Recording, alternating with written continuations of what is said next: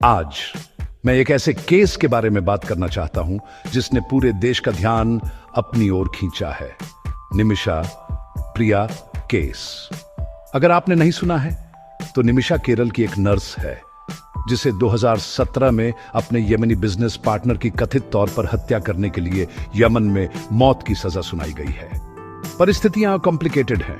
उसके परिवार का दावा है कि यह महीनों के अब्यूज और उसका पासपोर्ट जब्त करने के बाद आत्मरक्षा का काम था। सालों की कानूनी लड़ाई के बाद यमन की सबसे बड़ी अदालत ने 2023 में उसकी मौत की सजा को बरकरार रखा।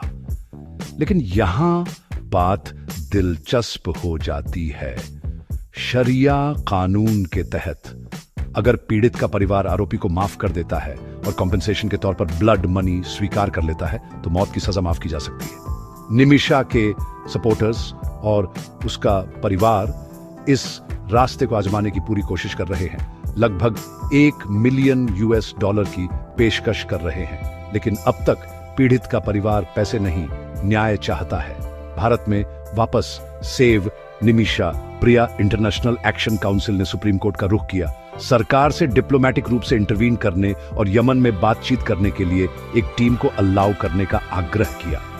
सुप्रीम कोर्ट ने सीधे आदेश जारी नहीं किए हैं, लेकिन याचिकाकर्ताओं से कहा है कि वे औपचारिक रूप से सरकार से संपर्क करें जो अनुरोध पर विचार करेगी। भारत सरकार का कहना है कि स्ट्रेन्ड टाइज और यमन में कोई एम्बेसी न होने के कारण उसके ऑप्शंस लिमिटेड हैं। फिर भी वे यमनी अथॉरिटीज और फ्रेंडली देशों के साथ बातचीत कर रहे हैं। हर संभव डिप्लोमेटिक चैनल आजमा रहे हैं। इन सभी प्रयासों, कानूनी, धार्मिक और डिप्लोमेटिक्स के कारण निमिषा की फांसी, जो ओरिजिनली 16 जुलाई को होने वाली थी, अनिश्चित काल के लिए रोक दी गई है। अगली बड़ी सुनवाई 14 अगस्त को है। यह केस सिर्फ एक व्यक्ति के बारे में नहीं है। यह न्याय, इंटरनेशनल कानून और एक देश अपने नागरिकों के लिए विदेश में क्या कर सकता है, इसकी सीमाओं के बारे में एक पावरफुल कहानी है।